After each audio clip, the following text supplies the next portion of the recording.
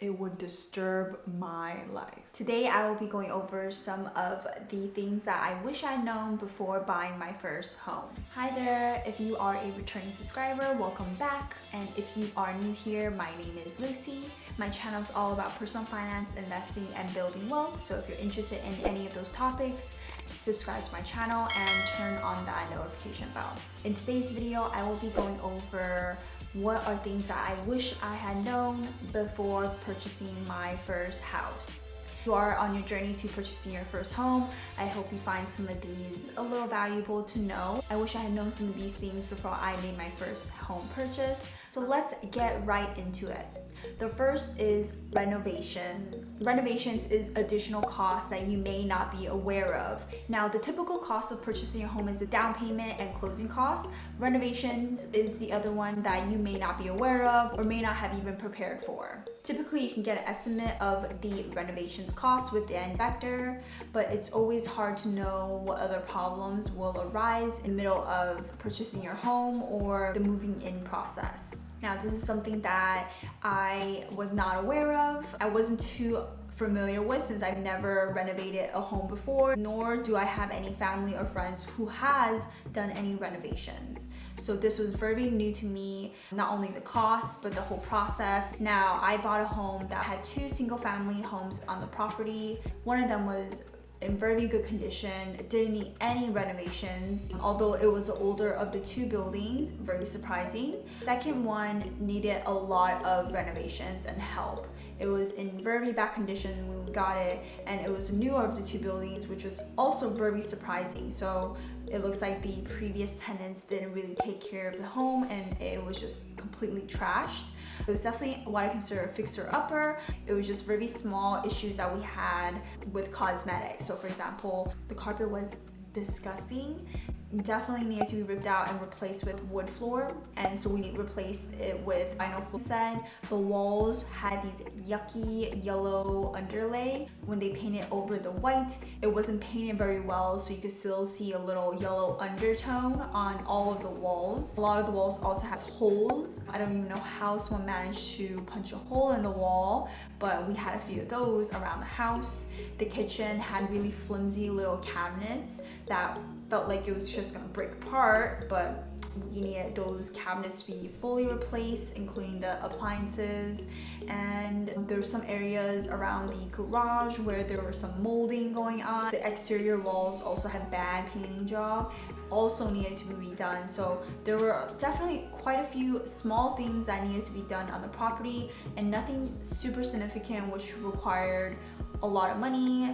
If you're interested in getting the breakdown of the cost of renovating our whole place, leave it in the comments below and I can go over exactly how much you spend on everything, and then the process of deciding what products to use, as well as how to find the right contractor. Now, renovations did take up a lot of time, money, and effort. It needed to be done eventually at some point. We did the most basic cosmetic thing on the property to make it livable. To me, I just didn't want to spend too much money on something that could be fixed and upgraded in the future. And we're going to be renting out this place, and who knows how renters will treat the property. So I'd rather just do the basic things that we need and then save any of those nice and beautiful upgrades for the future if we do decide to sell this place.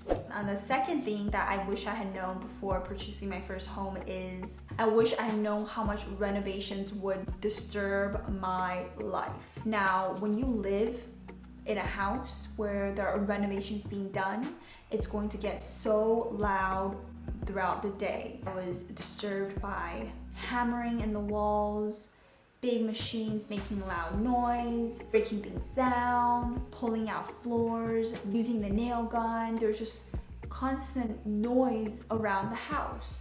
And I didn't realize that by living here, it's going to be hard to get any work done. And even though I was in maybe the farthest room from the renovations, I could still hear everything that was going on. Be mindful if you do decide that you want to stay in the house that you're currently renovating. Just know that you may not be able to concentrate and focus as much as you would like to. Another thing is being disturbed for all the decision making, being asked for what type of wood I want to use on the floor, how I want to cabinet to be placed in the kitchen. There were so many decisions that I needed to make throughout the process, so I was always being asked questions, making final quick decisions on the spot. The benefit of being on the property while it's being renovated is that you get to oversee what's going on and make sure that things are being completed on time. Our project really only took us about less than half a month. We only had one contractor, so it was pretty good. He was very speedy, he got the job done, and we were able to pretty much complete everything within the expected time frame.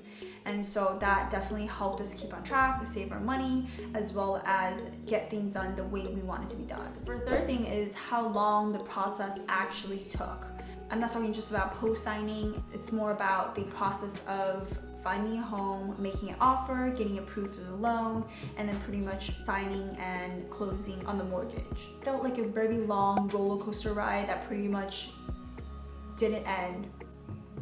There was a lot of ups and downs in the process, and so it was a lot. It was definitely a lot to take on, and if you're not mentally prepared for that, you may either lose hope or feel devastated. So definitely be mentally prepared for this process. We got super lucky because it's our first home purchase, and typically with a first-time homeowner, it's usually harder to get approved or usually harder for the offer to be accepted. For us, we were able to get it accepted right away. We're also able to negotiate the price lower than the asking price, which is amazing. So we got the house that we wanted at an even lower rate than the initial listed price. And some of the things I've learned in the process is that you cannot fall in love with a house, and there's a huge chance that it may not be accepted or someone else might outbid your offer. There could be many reasons why you may not end up with the house that you want. Just don't fall in love with a house. Have an open mind and be okay with the fact that you may not end up with it. Obviously, look at it from a very positive perspective, like you're gonna get the house, it's going to be your house, but you need to also be okay with it just in case you don't end up getting it. Buying a house is not going to be quick. It's not like you just sign a lease and move in. You have to go through a whole process. The crazy thing is that we honestly didn't know when we were going to actually move in. We were getting these contingencies. Our mortgage approval kept on getting pushed back. At some point, I just lost all hope because I was devastated. We saw the house sometime in August. We put an offer sometime in late August, and we officially closed and signed the documents in late November. That's 4 months long. Can you believe that? Yeah, I couldn't believe that either, but this process took us so long, and I wasn't sure if it was because of the state we live in and things just get processed very slowly, or if there's just a lot of issues and concerns in the process, but it definitely took a lot longer than I had expected, which was 30 to 45 days. I got a call 2 days before we got the offer to fly to the island because we purchased a home on a different island, and you can't just pack your bags and move to a different island. Hawaii had a very strict quarantine regulation. There was a lot that I needed to plan, packing and moving and all this. When we had to do the final walkthrough, our realtor had to pretty much video chat us as she walked around the building to make sure everything was good. Typically in a normal sale, homeowners usually end up doing the final walkthrough, but in our case we just couldn't rush to the island quick enough to be able to do that. The next thing that I wish someone told me before I bought my house was the monthly prices that you see on Zillow or Redfin that says estimated monthly cost is not accurate. It says estimated for a reason. Now, your monthly mortgage is going to be different. Your credit score is different, your loan type is different, the term of your mortgage is going to be different, the amount that you can borrow is going to be different. Like, all these things will affect the actual monthly cost. Take it with a grain of salt. Whatever you see on the pages are just going to be an estimate of what you're actually going to be paying every month.